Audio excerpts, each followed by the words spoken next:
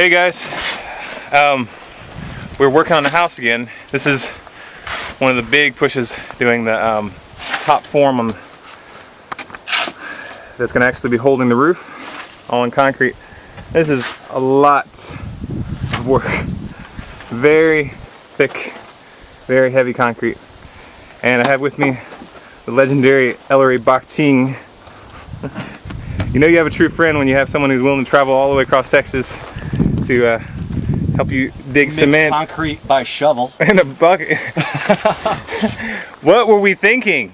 Well, what we were thinking is, let's go rent a cement mixer, and then right after the rental place closes, the cement mixer breaks. And we're committed. We have to keep going because we're about a quarter of the way into it. So that is tough cookies. So I wanted to give Ellory a chance to give his thoughts on this kind of work. How you liking it? Is it fun?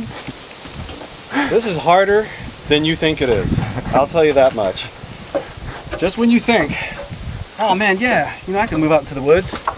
Yeah, I can live this pioneer lifestyle if I had to, you know.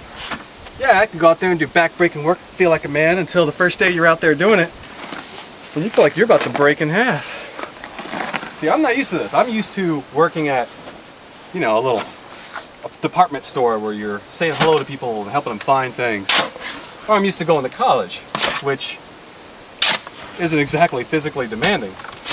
Coming out here and doing this when you're not physically ready, if you don't have some memory of hard work in your past to rely on, or if you're just physically the type of person that will give up, you're going to give up. You're not going to be able to do it. If you think you're going to do it and you've never done anything like this before, you don't even have the experience to do it, like you don't have any technical skills, get ready to fail. Fail and fail hard. Oh, that's words of encouragement.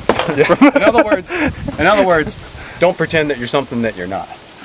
Do something that you know you can do. And if you don't know how to do it, figure out how to do it now. Because this isn't exactly the kind of life that you would want to be screwing up at. Let me tell them about the wall. Oh goodness. I should talk about morale. I'm going to explain why there's been such a long gap in updates with the construction. If you look at this and you look at the last video, I don't know if you'll be able to tell, but there's been a drastic change in this entire construction. And that's because I redid everything from here all the way over to here, because I screwed up. And those are some very, very, very long nights by myself.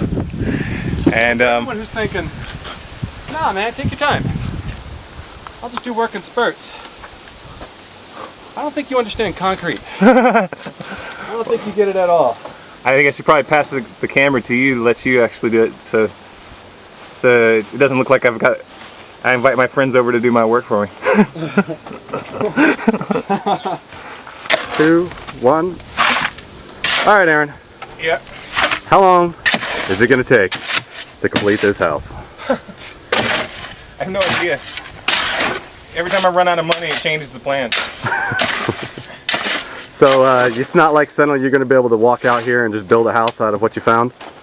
Well, you know, maybe you can if you're willing to live in a leaf shelter. If you want a hard roof, it's going to take a little bit more resources. And those resources aren't easy to come by sometimes. It's expensive.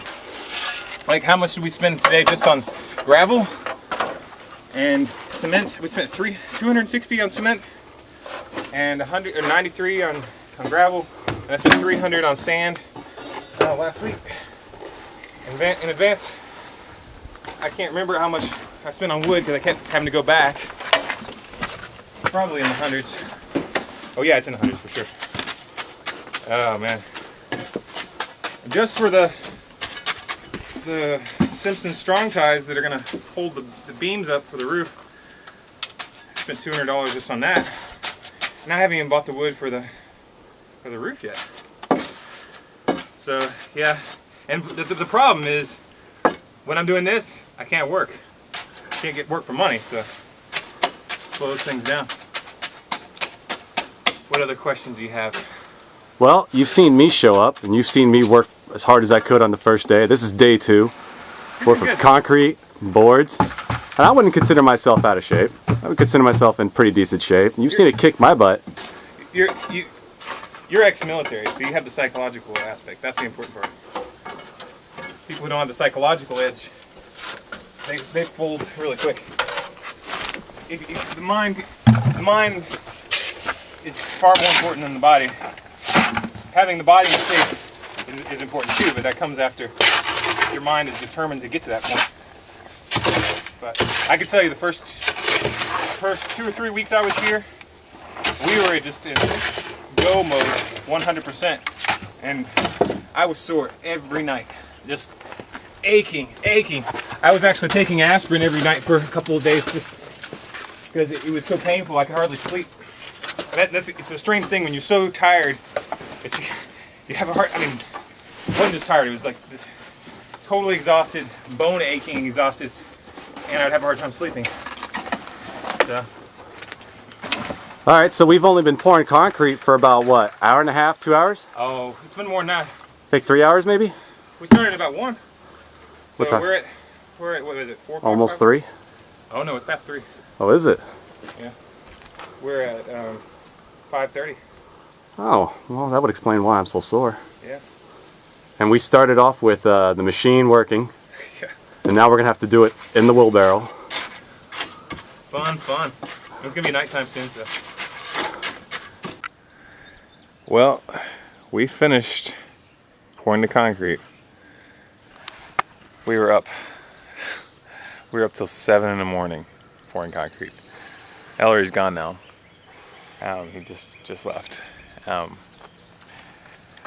This is actually, as I'm making this video, it's actually the day after the morning we finished.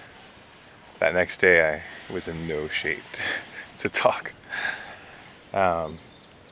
Some of the hardest work I've ever done in my entire life. We started at 1.